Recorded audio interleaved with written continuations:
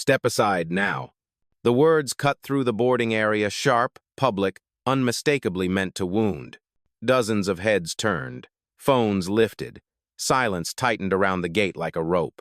And at the center of it all stood her, a black woman in a soft gray blazer, posture straight, chin steady, fingers resting calmly around her phone. She didn't flinch when the gate agent face flushed with irritation, badge gleaming under the cold airport lights, jabbed a finger inches from her chest. She simply looked back, her expression controlled, as if she'd learned long ago that some storms weren't worth dodging. Behind them, the terminal buzz faded into a hush. Travelers paused mid-conversation. A child stopped tugging at his mother's sleeve. A businessman lowered his coffee, staring over the brim. A student near the charging station whispered, "Is she serious?" as the agent stepped closer, blocking the path as if guarding a border. But the woman in gray didn't raise her voice, didn't step back, didn't apologize. She knew this script too well. The gate agent's tone sharpened. "You heard me. Step aside. You're holding up priority boarding." A few passengers exchanged looks, the kind that said they already decided who was right before hearing anything at all. The black woman breathed once, slow, steady. Her eyes didn't drop. If anything, they hardened polished stone under pressure. She lifted her boarding pass slightly, not in defense, but as a quiet assertion of truth. The agent didn't even glance at it. "You can wait over there," she snapped, pointing her manicured finger toward the far corner of the terminal, "until we verify whatever this is." Whatever this is. The phrase rippled through the crowd like a whisper of accusation. One traveler in a navy coat murmured, "That's unnecessary." Another raised his phone higher, recording silently. Still, the woman stayed still, anchored. Not out of fear, but because she understood something the others didn't. She wasn't the one out of place here. The agent crossed her arms, her voice rising again, loud enough to echo off the metal beams overhead. "Ma'am, you need to move. Now, before this becomes a problem." But the problem had already begun. It lived in the tension between their voices, in the stares of the spectators, in the unspoken assumption that a woman who looked like her shouldn't be standing in the priority lane at all. The black woman lifted her chin a fraction, just enough to reclaim the air around her. The gesture was small, but the room felt it. Before the moment could snap further, before authority and arrogance collided again, her voice finally came quiet, composed, razor clean. "I'm exactly where I'm supposed to be." The gate agent scoffed, preparing another strike. The terminal held its breath. And somewhere deep beneath the polished floors, destiny began to shift. Before we continue, where are you watching from? Drop your city or country in the comments below. And if you believe in dignity and justice, hit like and subscribe. These stories spark change. And we're glad you're here. Now, back to her. The agent didn't back down. If anything, the woman grew louder, her voice slicing through the terminal with the confidence of someone who believed the uniform on her shoulders made her untouchable. "I said step aside. Priority boarding is for verified passengers only." She emphasized verified like it was a judgment, not a policy. The black woman, still motionless, lifted her boarding pass just a little higher. It wasn't defiance. It was clarity, a reminder that she had done everything right. But doing everything right meant nothing to someone who had already decided she was wrong. A supervisor approached from behind the counter, clipboard tucked under his arm, posture already stiff with annoyance. He didn't ask a question. He didn't look at her pass. He simply scanned her outfit, her face, her skin. The verdict showed instantly in the tightening of his jaw. "What seems to be the issue?"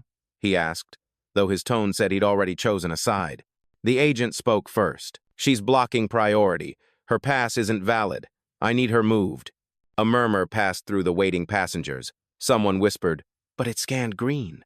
Another said, "Why won't they check properly?" The supervisor ignored them. He set his hand on the retractable belt, clicking it shut in front of her like a gate closing. "This line is for premium guests," he said. Each word fell heavy, slow, deliberate, meant to sting. The woman's eyes flicked down to the belt, then back up. Not confused, not intimidated, just disappointed. Like she'd stood in this exact moment before, many times, with different faces delivering the same message. Her voice stayed even. "I paid for priority access. I'm in the correct line." The supervisor's smile was thin, brittle. "Ma'am, we'll handle this. Please step aside." A man in the back, a tall traveler with a quiet presence, took a half step forward. "I saw her scan in," he said. It was valid. The agent turned sharply. "Sir, please stay out of this." But the damage was done. The truth had been spoken aloud, and the crowd shifted, energy tightening around the scene. Still, the woman didn't lean into it, didn't demand support, didn't weaponize the murmurs rising behind her. She simply breathed out, slow and steady, and held the agent's gaze. Then, with a calmness that unsettled everyone, she said, "You're creating a problem that doesn't exist." The supervisor scoffed. "Verification is our problem, not yours." She tilted her head slightly, studying him, the flicker of judgment in his eyes, the certainty that she didn't belong, the eagerness to put her in a smaller space than the one she rightfully occupied. A familiar pattern, a familiar wound, one she no longer bled from. The agent stepped closer again, finger rising toward her chest, closer than before, almost touching. "Last warning," she hissed. "Move, or security will move you." The terminal seemed to hold its breath, but the woman in the gray blazer didn't move an inch. She had already decided something, and the decision did not include stepping aside. She lifted her phone, not defensively, but with purpose, her thumb unlocking the screen in a single fluid motion. A call she knew by heart. A call that would change everything the moment it connected. The storm wasn't coming. It was already here. A ripple went through the terminal, subtle at first, then unmistakable. People weren't just watching anymore. They were choosing sides. Some folded their arms and shook their heads. Some whispered into their phones, recording from angles they hoped would capture the truth. A few exchanged glances that said quietly, "We've seen this before." The supervisor didn't notice. Or he didn't care. He stepped closer, clipboard pressed against his chest like a shield, voice dropping into a false calm meant to sound professional. "Ma'am, if you continue obstructing boarding, we will have to remove you from the area." The black woman's thumb hovered over her phone screen, but she didn't press dial, not yet. She let his words hang in the air, let them echo, let them reveal him. Then she asked gently, "Obstructing or existing?" The question landed like a crack across stone, not loud, but deep, the kind that splits a room cleanly in half. A teenager near the charging station whispered, "Wow." An older woman clutched her purse a little tighter. A man in a suit exhaled sharply as if remembering something old and unpleasant. The supervisor stiffened. "We don't have time for this." But the gate agent cut him off. "Oh, I think we do," she said, louder than necessary. "We're not letting her through until we verify everything." She emphasized everything with a slow, theatrical curl of the lip. The tall traveler spoke again, stronger this time. "Her ticket scanned green. I watched it. This isn't verification, it's bias." The supervisor shot him a glare sharp enough to silence most people, but this man didn't back down. He stood taller. Someone else chimed in. "She's been calm this whole time. Why are you treating her like she's trouble?" A mother holding a sleeping toddler shook her head. "This doesn't look right." The agent's jaw tightened. Everyone here needs to focus on their own travel. But they weren't going to not this time. The air shifted. Heavier. Charged. The black woman finally raised her phone slightly, not as a threat, but as a decision. The agent snorted. "What? Going to call someone to complain?" "No," she said softly. "I'm going to call someone who can clarify things." The supervisor crossed his arms. And who would that be? The way he asked held the real question. Who could you possibly know that matters here? It oozed from him. And that was when it happened. A young employee barely in her 20s, uniform slightly oversized, stepped forward from behind the counter. Her hands shook, but her voice found courage on the way up. I saw her profile pop up on the internal system when she scanned," she said. "It flagged executive clearance level. I didn't say anything at first, but this isn't right." The crowd reacted a wave of murmurs, eyebrows raised, breaths caught. The supervisor whipped around. "You weren't asked." "But I'm saying it anyway," the girl replied, voice trembling but clear. "Because if I stay quiet, I'm part of the problem." The agent snapped. "You're mistaken. You don't understand the system." "No," the girl said. "I understand exactly what I saw." A fissure appeared, subtle but undeniable. The first crack in their authority. The black woman lowered her phone just an inch. A moment of grace before the storm she controlled. Because now the room wasn't just watching her. It was watching them. And the weight of that scrutiny was beginning to crush the lies they were standing on. The escalation had begun, and none of them were ready for where it would lead. The supervisor blinked hard, as if the young employee's words were an inconvenience he could simply shrug off. But the room had heard her. and worse for him, believed her. A man near the window lowered his backpack slowly, saying under his breath, "Executive clearance? Then why are they blocking her?" Another whispered to her friend, "Because they decided she didn't look the part." The gate agent's face reddened. She stepped forward, voice laced with agitation. "Young lady, you clearly misread the system. Those flags pop up all the time for random checks." The girl shook her head. "No, this one wasn't random. It highlighted her name in gold." A collective murmur swept across the terminal like a breeze before a storm. People shifted, phones angled higher, eyes locked onto the unfolding drama with a mix of anger, shock, and a rising sense of responsibility. The supervisor exhaled sharply, frustration edging into his voice. "Enough. You're confusing the situation, ma'am," he gestured at the black woman. "Until we complete our verification, you will stand aside." She didn't move, didn't blink, didn't offer apology or explanation. She simply asked, "What verification did you perform?" No one answered. The question stretched through the air, thin, razor-edged, uncomfortably precise, and the silence spoke for them. A passenger near the stanchions muttered, "They didn't check anything." Another added, "They didn't even scan her pass again." The supervisor stiffened, sensing the shift against him. He forced confidence into his voice. "Security will be here shortly to escort you out, ma'am. Please remain calm." The young employee stepped forward again, louder this time. "She is calm. You're the ones escalating this." A beat. A fracture. The gate agent snapped. "You don't get to talk to us that way." Oh, but the crowd had already decided. The one out of line wasn't the woman in the gray blazer. The black woman finally raised her phone fully now, her voice low but carrying effortlessly across the room. "I asked you one question," she said. "What did you verify?" Her tone didn't rise, but the pressure in the room did heavy, undeniable, shifting all the gravity toward her. The young employee looked at the woman, then at the agents, then said the sentence that broke the entire facade. "They didn't verify anything. They just didn't want to let her through." Gasps. Clicks of recording phones. A sharp inhale from someone in the back. The supervisor's jaw tightened. The agent's bravado faltered. And for the first time, visibly, they looked scared. Because the truth wasn't whispered anymore.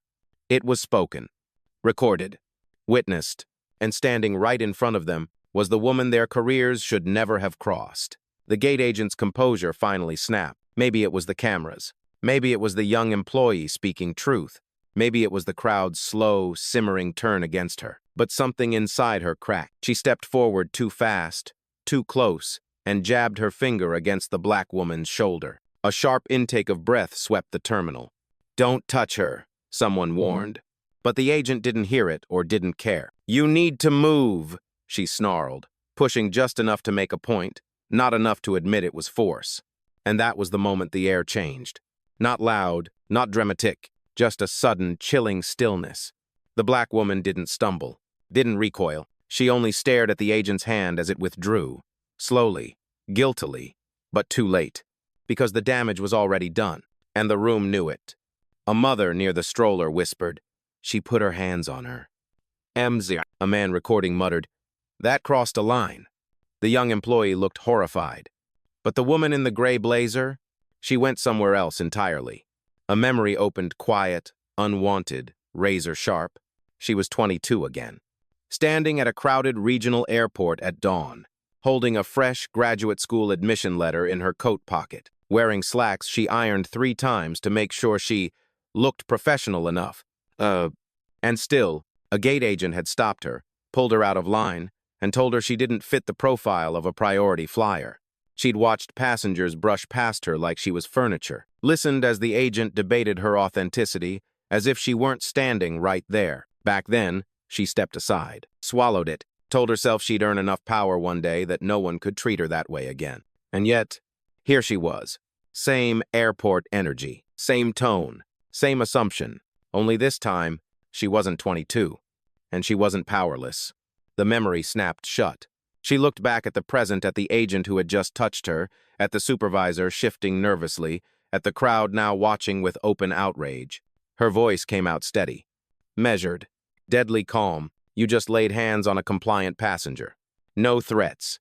No volume. Just fact." The supervisor stuttered. She didn't mean..." The young employee cut in sharply. I saw it. Everyone saw it. Phones lifted higher. A wave of resolve moved through the room. For the first time, the agent's confidence drained. She took a small, involuntary step back. The black woman raised her phone, not in anger, but in inevitability, and the supervisor whispered, barely audible, "Oh, God," because he knew. This wasn't just a problem anymore. This was accountability on the way. The supervisor stood frozen, lips parted, breath shallow. The gate agent stared at her own hand as if it had just betrayed her. But the black woman? She moved with the deliberate calm of someone who'd finally decided the moment had come. She unlocked her phone with a quiet tap. No rush, no trembling, no theatrics. Just inevitability. The crowd leaned in physically, emotionally, instinctively, because everyone could feel it. Something was about to change. The supervisor attempted one last grasp at control. "Ma'am, listen, we can talk this out, no need to escalate." She didn't even look at him. She lifted the phone to her ear. A single ring. Then a voice answered instantly. "Yes, ma'am. I'm here. Calm. Prepared." As if they'd been expecting her call all morning, the black woman spoke evenly, her tone carrying across the terminal without being raised. "Activate internal protocol. My location is Gate C17. Situation, obstruction, misconduct, and physical contact." A murmur rippled through the watching crowd. The agent swallowed hard. The supervisor took a small step back. On the phone, the assistant's voice sharpened with purpose. "Understood. Executing now. I'll notify operations and compliance. Do you want real-time monitoring enabled?" "Yes," she replied, "and send a direct flag to the board." The supervisor blanched. The board? Around them, the passengers exchanged glances, curiosity evolving into realization. This wasn't a complaint. This wasn't customer service. This was something bigger. The young employee's eyes widened. She whispered, "Protocol? She has access to protocol?" The gate agent's bravado dissolved into a thin, pale fear. On the phone, the assistant continued, "Ma'am, internal systems confirm your ID pinged with executive clearance when you scanned." Someone here manually suppressed the flag. Gasps scattered across the terminal. Someone whispered, "They hid her verification." Another said, "That's not a mistake." The supervisor broke. That it must be a system glitch. But the black woman finally turned to him, her gaze level and cutting. "Is that your explanation?" she asked softly. "Or your excuse?" He opened his mouth. Closed it. Nothing came out. The assistant's voice returned, crisp and unforgiving. "Security oversight has been notified. Your footage is being pulled. Compliance is watching live." The room seemed to tilt authority, shifting from the uniformed staff to the woman in the gray blazer with one quiet phone call. She lowered her phone, not in triumph, but in conclusion. Then she said, in a voice so calm it felt like judgment, "You escalated a simple boarding into a federal report, and you did it to the wrong woman." The agent's knees nearly buckled. The supervisor's clipboard dipped. The crowd's silence deepened into something electric. The balance of power had officially flipped, and nobody knew what was coming next. Except her. The terminal had gone unnaturally still. Not silent, no. Silence is gentle. This was something tighter, sharper. A held breath stretched across 100 strangers who suddenly understood they were standing inside a moment that would outlive the day. The supervisor clutched his clipboard like a lifeline. "Ma'am, we didn't know," he stammered. His voice wobbled, each word a fragile thread struggling to hold together the authority slipping through his hands. But she didn't respond, not immediately. She let him feel the weight of what he'd done, of what he'd ignored, of what he'd assumed. The gate agent tried to recover the scraps of control. "This is unnecessary," she said shakily. "We just needed to confirm your identity." The woman in the gray blazer turned her head, slowly, measured, deadly composed. "You never tried." 3 words. Soft. But they hit like a gavel. A man near the aisle nodded sharply. "She's right. They never checked anything." Another added, "You treated her like she was lying from the start." The young employee stepped forward again, courage rising with every breath. "Her scan didn't just clear," she said louder than before. "It triggered a top-tier override. Someone had to manually dismiss it." Gasps. Murmurs. Glances darting between the woman and the staff. The supervisor's voice cracked. "That there must be an error. The system, the young employee cut in, doesn't change itself." The crowd reacted low, electric murmurs spreading like the hum of a storm rolling closer. Phones continued recording, but now with a sense of purpose. not voyeurism. Witnessing. The black woman lifted her phone again, not to make a call this time, but to read the incoming alerts scrolling across her lock screen like a countdown. Protocol engaged. Compliance online. Board notified. Operations watching. Her assistant was moving faster than anyone in this terminal could comprehend. The supervisor's breath hitched. His eyes darted to the gate agent, do something. But the agent was unraveling. I didn't mean, she began, swallowing hard. We follow procedures. We just, your look didn't match priority status. A collective recoil spread through the room. Someone whispered, she actually said that out loud. Another said, that's discrimination, point blank. Ugh. The black woman didn't raise an eyebrow, didn't widen her eyes, didn't give them even a flicker of reaction. She had moved beyond the insult, beyond the moment, beyond them. All that remained was the truth, and truth weighs more when spoken by someone who stands still while everyone else falls apart. Her phone buzzed once more. Assistant, ma'am, boardroom request. Would you like to reveal your identity now? The supervisor went pale. The gate agent took a step back. She lowered her phone, eyes settling on them with quiet finality. Not yet. Not until they understood the depth of their mistake. Because the reveal wasn't just coming. It was about to rewrite the room. And the airline, and every assumption they had clung to, the edge had been reached. And she was the only one unshaken. The terminal wasn't a terminal anymore. It felt like a courtroom without walls. And every person holding a phone was now a member of the jury. The gate agent swallowed hard, panic beginning to fracture her expression. She glanced at the supervisor, silently pleading for direction. But he had none. His authority, once the loudest presence at Gate C17, was thinning by the second. Every alert pinging on the woman's phone tore another piece off his confidence. He tried to steady his voice. Ma'am, there's clearly been a misunderstanding. If you'll just allow us to... To what? Her tone was soft, but it sliced clean. To invent new explanations until one sounds believable? A wave of murmurs rolled through the terminal. The young employee, still shaking, but standing tall, added quietly, they ignored the system flag. It wasn't a mistake. The agent snapped, stay out of this. But her voice broke on the last syllable. Don't talk to her like that, a woman with a stroller barked back. She's the only one here telling the truth. The supervisor attempted a last stand. We have policies to follow, and you followed none of them, the black woman replied. Calm, even, unyielding. She lifted her phone again, glancing at the stream of updates. Internal dit engaged. Employee activity log accessed. Incident feed, live. The crowd watched the color drain from the supervisor's face. And then, security to Gate C17, a voice crackled over his radio. The agent exhaled in relief. Finally back up. But the supervisor flinched because he knew something she didn't. Security in this airport didn't just protect travelers. They protected the truth the system couldn't ignore. A man recording whispered, security's gonna make this worse for them. Someone else replied, they better hope she's not who I think she is. The supervisor stepped toward the black woman, palms up. Ma'am, please, if you leave the line, we can sort this out privately. Privately? She repeated. The word hung in the air like smoke. You handled your accusations publicly, she said. You'll handle the consequences the same way. The terminal buzzed with soft gasps. It wasn't anger. It wasn't revenge. It was accountability spoken with surgical precision. Then, a voice cut through the tension. Ma'am, excuse me? Everyone turned. A middle-aged man in an airport operations jacket approached carefully, eyes wide with recognition not of her face, but of the authority behind her file. He held a tablet filled with flashing notifications. He swallowed, stepped closer, and said quietly, but loud enough for the entire crowd to hear, your clearance, it outranks everyone at this gate. The supervisor's knees wobbled. The agent froze. The young employee blinked in awe, and the crowd felt the shift hit like a shockwave. Power had moved, irreversibly, and they all knew.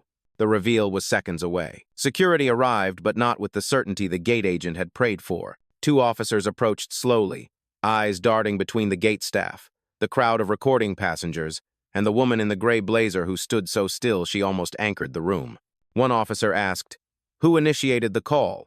The agent shot her hand up instantly. I did. She's refusing to comply, causing a disturbance.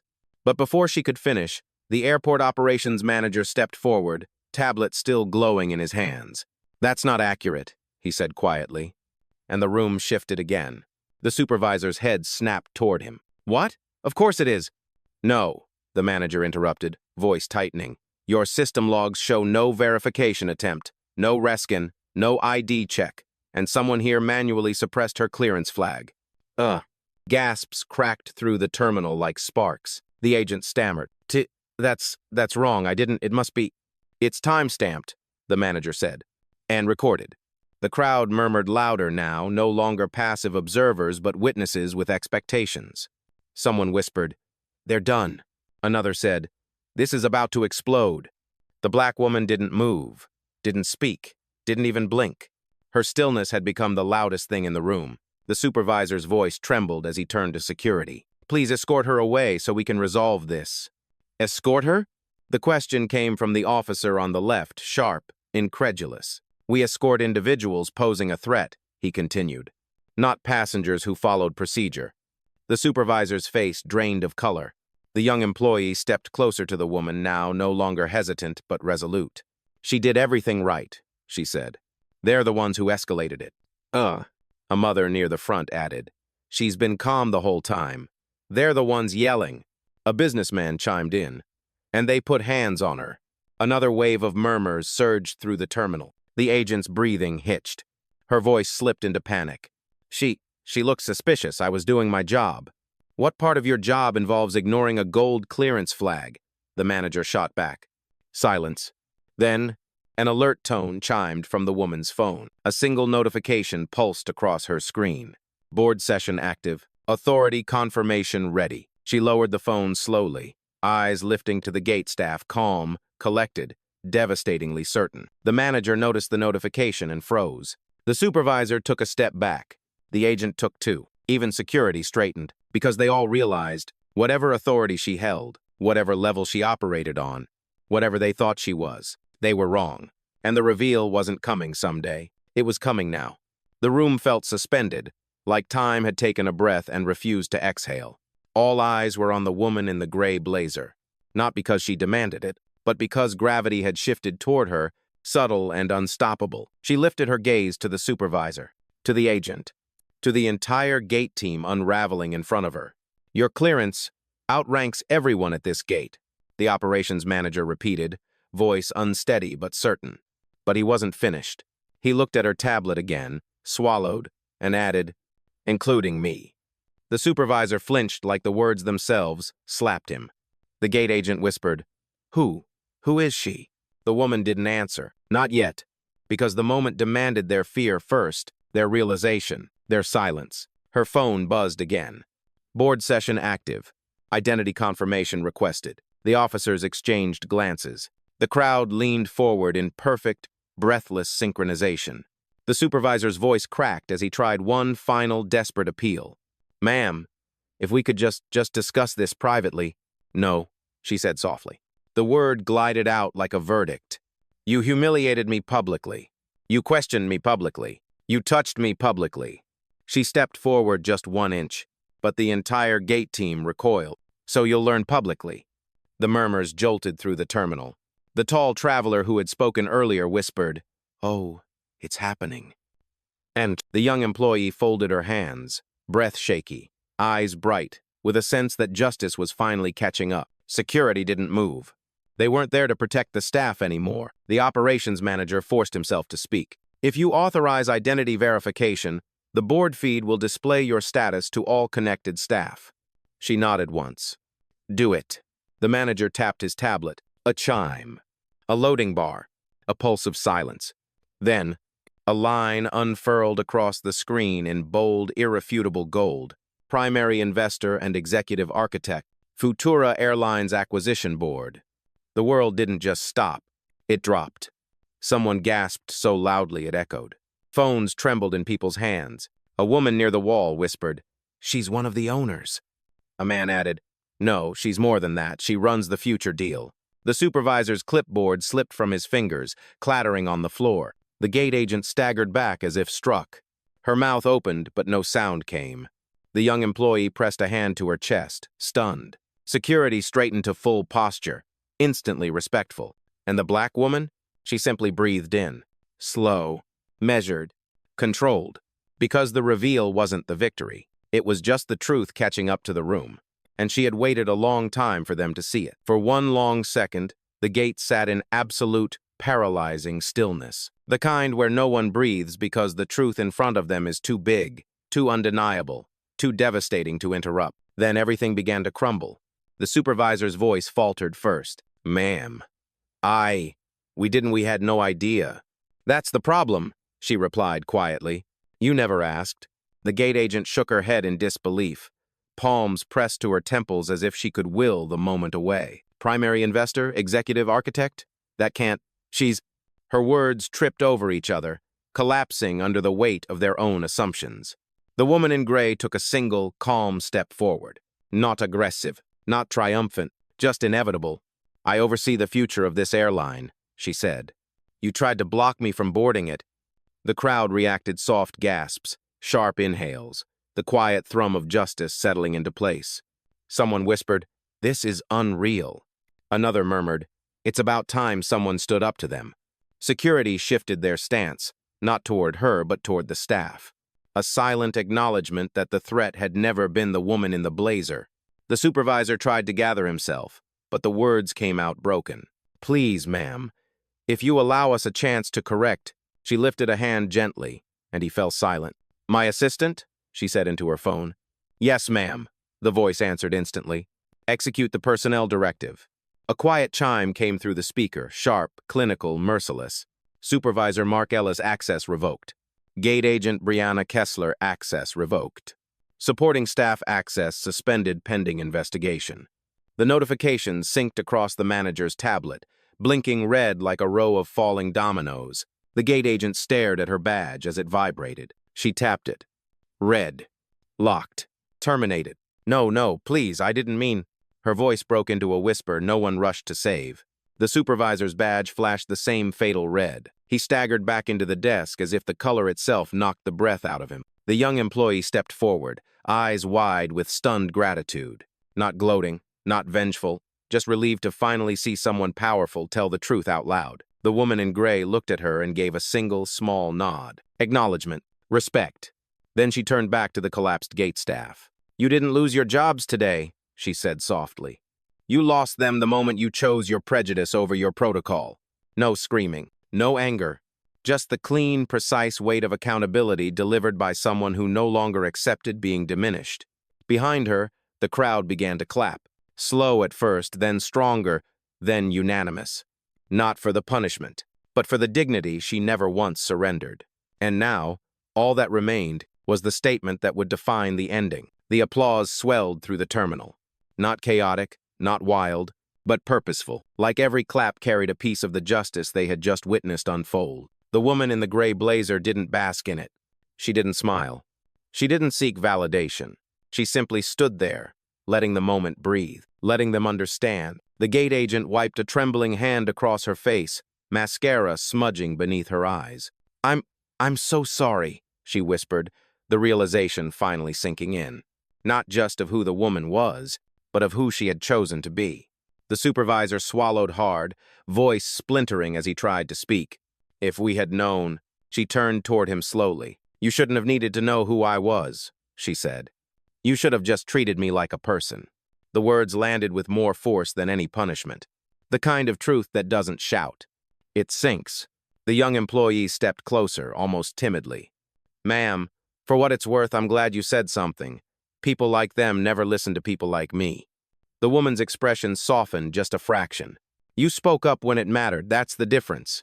The officers nodded respectfully and stepped aside, clearing a path toward the jet bridge not because she demanded it, but because the space now belonged to her by right, by truth, by consequence. The operations manager held out the tablet, voice steady but humbled. "Your boarding is ready, ma'am. Gate priority has been reset for your clearance level." She gave a single nod, then lifted her phone once more. "End protocol," she said calmly.